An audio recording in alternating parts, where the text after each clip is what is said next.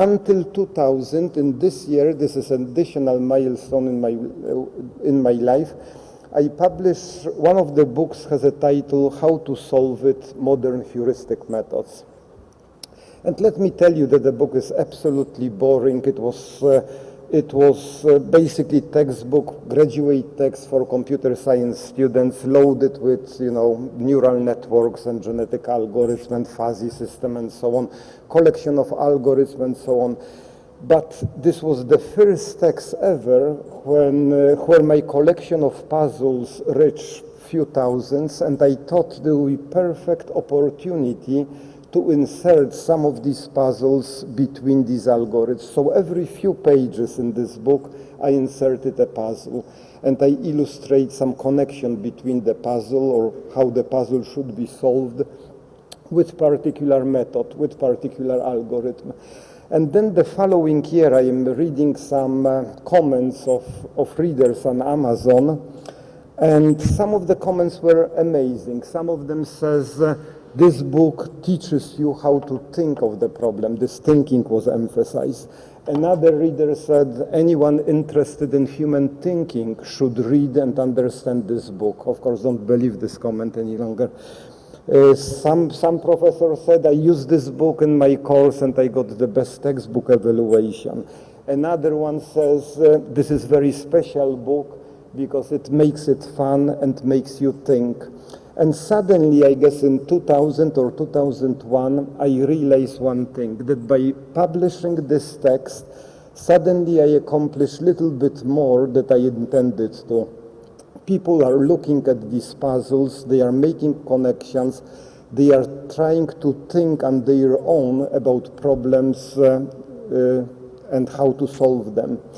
And then I promised myself at that time that one day, when I have a little bit more time, I will write yet another book. I would remove all boring stuff, this genetic algorithms, neural network, everything would go over the roof, and I will concentrate on what is really important. I will concentrate on puzzles, and using puzzles, I will try to illustrate how you should reason about different types of problems.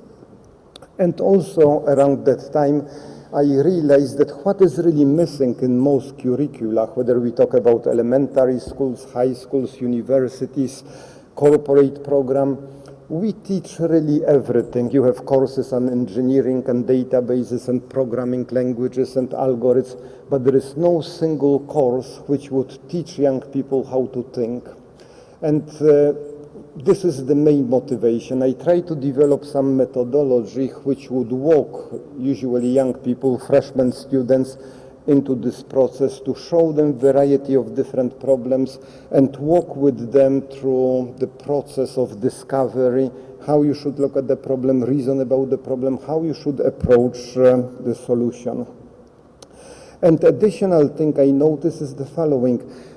In such approach, which I was about to develop, we need some precision, we need some discipline, we need some, I call it mathematical awareness.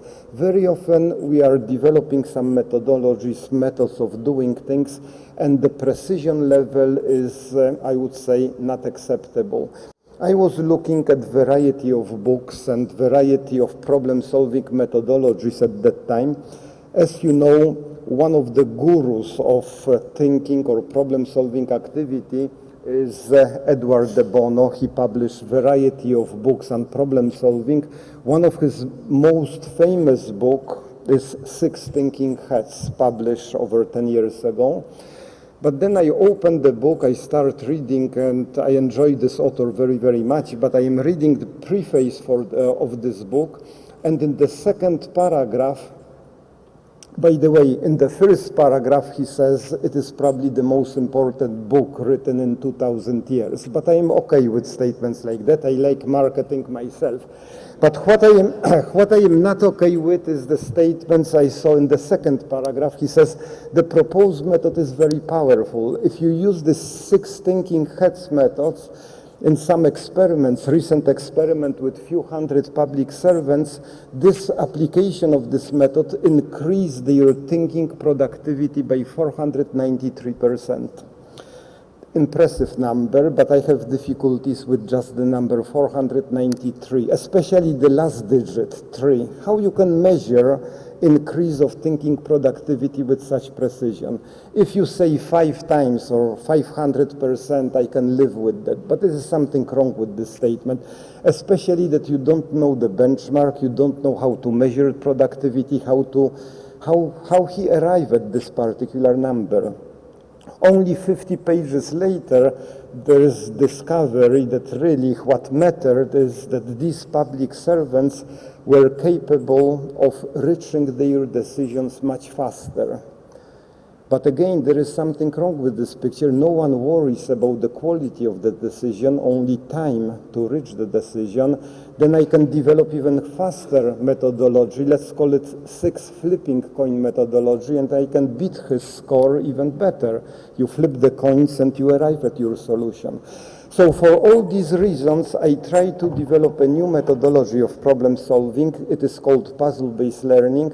When I introduce some kind of precision or mathematical awareness of some rigor of thinking and approaching, looking at different problems.